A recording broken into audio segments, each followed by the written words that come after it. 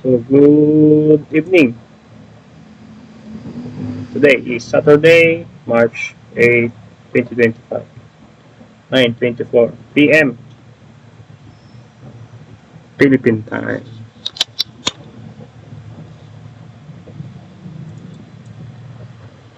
So,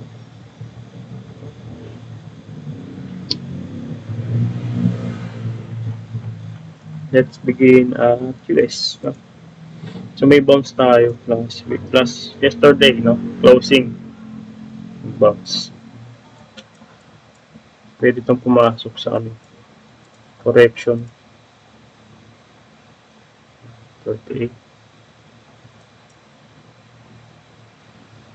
Favorite niya ito. Meron siyang ganitong week. Pwede ito US market. Uptrend, double top, no? Pwede dito. Mag-range yan.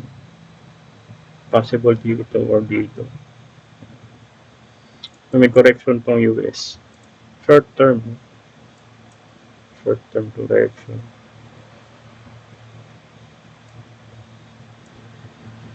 Meron tayong dito ito. So weekly.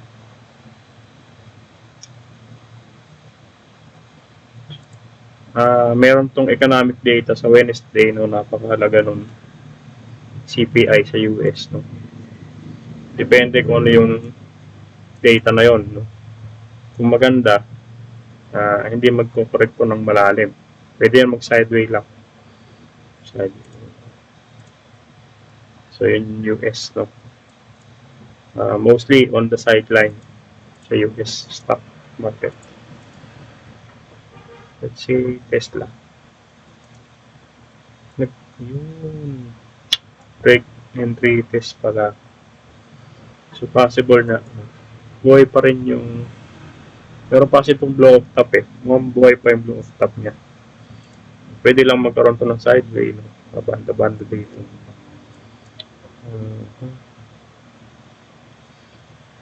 Favorite niya ba? Hindi, meron siyang dip talaga. Dito, nagbanda-banda dito.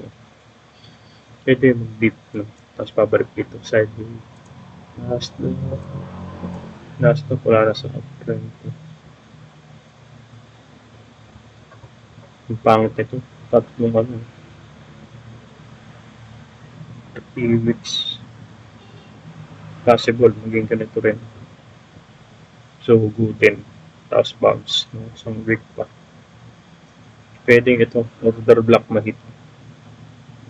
Tapos, cycle low. And then, another cycle high, no? Blow off top. Yung last, no? Blow off top. Ganda nitong mga order block na to. Possible ito i-retest. Si Dow Jones, no? Order block ito. Pare-pares naman. May immediate na extreme demand. Order block na yan. Order block na to. September. Dow Jones. September din, no? Pare-parehas. Possible mag-dip dyan. Cycle, blow of top. And the dollar is very down. Yun. So, ito yung gusto ko, no? Ano to? Liquidity graph onto distribution, no? People liquidity graph to. Kabaligtaran. Task point of supply, no? Bias sa Y-Corp. Basta distribution ang bias ko dito. Tapos meron siyang fake breakout, no? Kasi bumalik talaga ang lalim. Na-break niya kasi itong low. So yun. Bearish, no? For dadala. DXY. Si Tesla maganda pa to. Break to. Kung head and shoulder na to. Head and shoulder. Tapos na-break sa taas, no? Tapos retest, no? Another leg up. Possible. So, yun. Ito pa isang good news, no? The oil. Dami notes dito sa kabila. Oil. Okay. Weekly chart. Ito yung POI ko. 33. No? Kayang-kayang bumaksak yan pababa. Downtrend. No? Tapos meron kang fake breakout. No? Tapos ang ganda ng weekly na yun. No? Inverted na ano. Hammer na pat. Talagang bearish yan. Bibreak niya to. Bibreak niya yan. Bibreak yan. Gagawa yan ng 52 week low. No? 52 week low. Nasaan tayo? 52 week low. Sabi mo naman low yan. Mababa yan. It will bleed, no? So, walang wala dyan. Ano yan? Lower low, lower high, lower low. Hanggang marating to. First PFI. So, yun. Gold, no? Nahihirapan siya makalabas ng 3,000. No?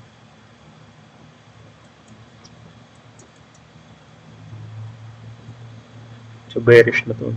Isa pang, ano, isang bearish candle pa. Pivotal na.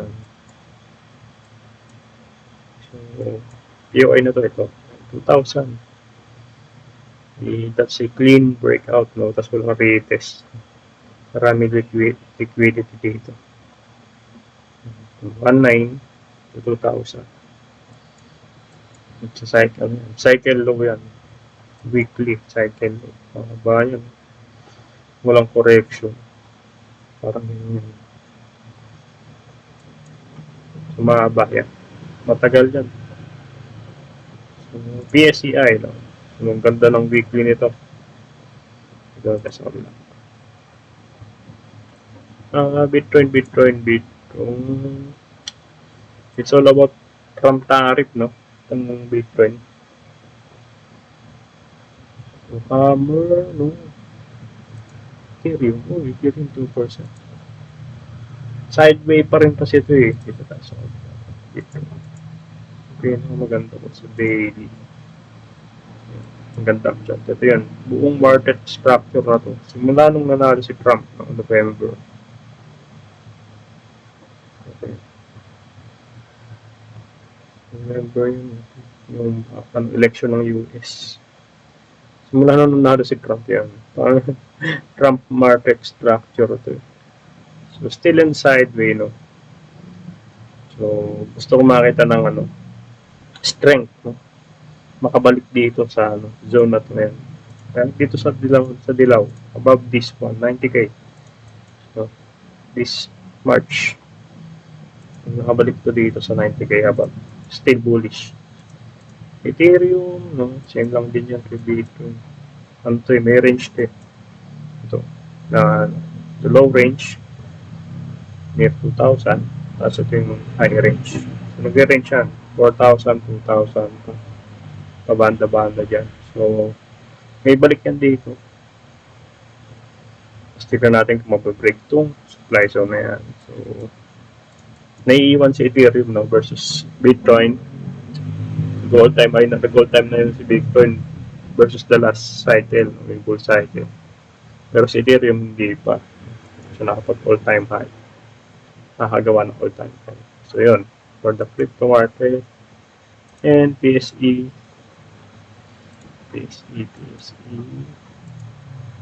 Pakita ko lang sa inyo sa weekly in the chart.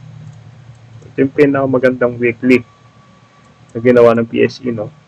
This markdown, no? Ano to eh? Rebalancing ng index, PSE index. Markdown from 6,300 to 6,058 pala. Console, no? Indecision, and then a impulsive move, no? This is a strength with a volume. So, ganda. Breakout sa taas. Sa monthly naman, meron lang siyang range, no? Range lang. So, yan. Range is some so, liquidity, liquidity. So, ito yun.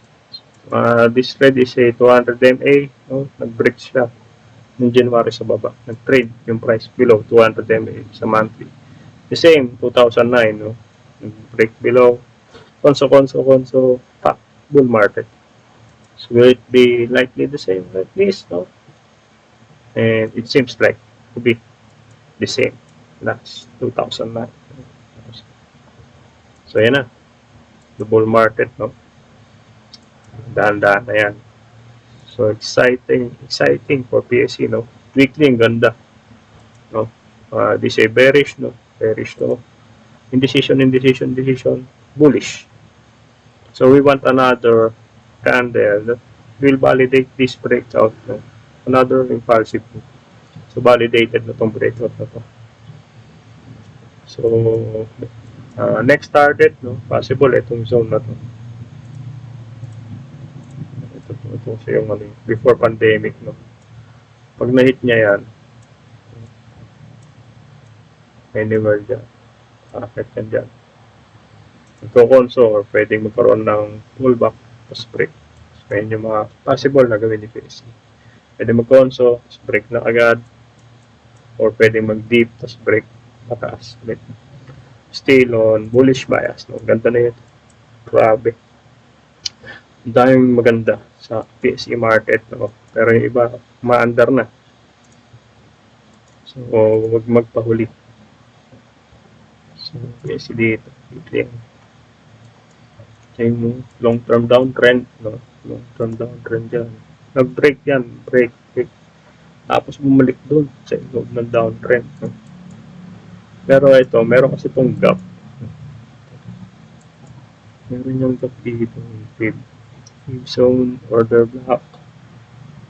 So, mukhang pinil niya to. Ito yung fib zone. May mga gap yan sa daily ata. Tapos, sa ito yan. Ito, uptrend, no?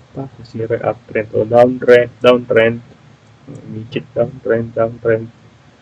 Price, pro. No? Sa downtrend. Maganda. So, ito, ginawa ko ata ito kahapon. Yan, yung blue line, yung 200 MA, notice. Tapos, March ulit, no? Noong 2020, noong March, nag-bounce yung market nun, no? Pumasok siya sa bull market territory. No? This one. Tapos, ang daming bullish na balita, no? Recently. Tapos, hindi gumagalaw yung PSE, no? Nasa baba lang siya. Dito lang siya. Nandyan lang siya nag-arrange. Tayong balita niya na magaganda. No, like, wala nang pugo, no? Tapos nag-reserve siya sa pag-lift, no? Sa gray list ng FATF, no? So, bullish yun, no? Pero walang galaw talagang tuloy-tuloy. Tapos, meron today, no? May balita na in Asian countries, no? Philippines has the highest potential for 2025 to have the high growth, no, for this Asia country region. May balita yun, which is today ko lang nabasa yun. Baka yesterday na-release. CPI, no, to bullish to. CPI na-release siya 2.1 noong February, no, 2.9 yung previous. Ito, capital market reform bills, no. Wala pang balita kung naisa batas na, no. Pero kung walang comment doon si President, automatic magiging batas yun. Wala naman din balita na i-revise. So, Toyota, ayan. Yung Lord, no. Yung tariff war ni President Trump. So, more resilient yung Pilipinas, no. So, ganda yan. Bullish sa property sector, no, like Ali, very bullish on it. Pero ang ayoko is financial sector, no. One topic na yung mga financial. City very strong, no. Talagang uptrend yun. It is the alpha stock of PSE. Ito yan, ito mahabang range yan. Pag yan mo sinakyan yan, talagang sitting pretty.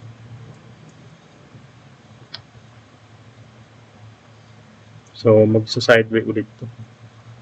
Magandang mag-sideway yan dyan. Tapos, re-entry, no? Nagawa siya ulit ng ganitong sideway movement.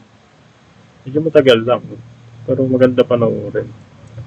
Kasi, bullish yung market structure nito. So, magsa-sideway yan dito. Ito yung supply. Pag na-hit yan, magsa-sideway yan. AC, no? Bullish din, no? Conglomerate, no? Ganda rin yan. Kasi, lalakas yung peso. Kasi humihina yung dollar. Mining, no? Negative. Mining. I'm bearish on mining. No? Meron tayong mga mining ban ngayon. Pati yung nickel, no? Ibaban din. Possible, no? Na ano kasi,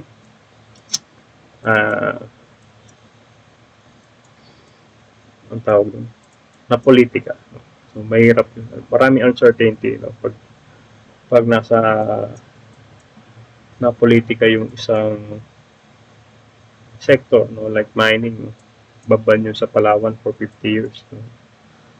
Rumors pa lang yun, pero negative agad yung ano ko doon. Insight. Kaya avoid financial sector and mining. Tapos, bullish, very bullish on property and renewable. Energy sector like AP. There's the AP. Ito yung pinakamaganda. So, ito yung before pandemic. Okay? Tapos, tinetest niya. No? Okay. First some test, second test, third, and finally breakout. No? Break and retest. No? Tapos, continue the trend. Going up. So, makababa pa yung uptrend channel. Let's see, no? Kaya. Mag-all time high yan. Pag nag-all time high yan, tapos isang ganitong itsura lang. Nahirapan sa weekly chart, no? Tapos benta na agad. So, that's it. So, for PSE, no? Don't miss this opportunity, no? So, ganda niya, no? Very bearish, no? Tapos, nag-stop yung bearish. Nag-sideway. Sideway, no? Indecision. Tapos, bullish pa. Want more validation, no? So, pag yan, ito na-break niya yan. Babalik dito yan sa taas. And finally, makita natin yan, be-breaking niya to. Itong zone na yan. Pag yan, na-break niya, the next supply zone, pwedeng dito, or pwedeng dito. Pero, ito, pwede. Sobrang taas na yan. Possibilities is going up. Pwede dito. Tapos, weekly cycle low. That's another one. Yan. Tapos, gagawa din ng all-time high yan. Possible mag-range din dyan. Tapos, all-time high. Possibilities. So, possible dyan na ano yun. Break niya to. Break niya yan. Hanap siya ng panibagong supply zone. Pwedeng dito. Pwedeng dito. Pwedeng dito. Uy, nasan? Pwedeng dito. Pwedeng dito. Pwedeng dito. Sa 8.5, 8.4 yan. Tapos mababa yan. Mag-range ulit yan. So anywhere, no? Pwede dito yan mag-range. Pwede dito mag-range. No? Basta ang pinakano dyan, kailangan nyo ma-break to. 7. 3 to 7.5. I-break niya. Everything will be bullish. Yan. Pag na-break niya to, grab. Yung mga penny dyan noon, bili para na rin. Mga penny stock na bili para na. Pag nag-conso yan dito, break. Pag nagko-conso na, may mga penny bili para na. Penny stock. So, dito muna. So, siyempre, blue chips yan, no? May mga laman. Pag umangat yan, may mga laman. Muna, nakagagalaw. Yung penny, pag nag-sideway na yan dito, tsaka nagagalaw. Pero, sobrang ganda nito, no? Opportunity nito for PSE, no? So, let's see. Until, no? This one. Pwede pa mag-accumulate, no? Sa mga index stock. like property and conglomerate and energy power sector. So, ito yung mga immediate. Siyempre, pag nabibreak na yung price niya pataas, kumakunti na opportunity. Ito position. So, yun lang. Good night. And this is very quick. Kasi ganda ng PSE. So, kaya nag-record na ako. And come back. Balikan itong video to after 2 years. No? Asan na yung PSE niya? Nandito na yun. It will not be below 7,000. Ganda niya. Bye-bye. Thank you very much for listening. Good night.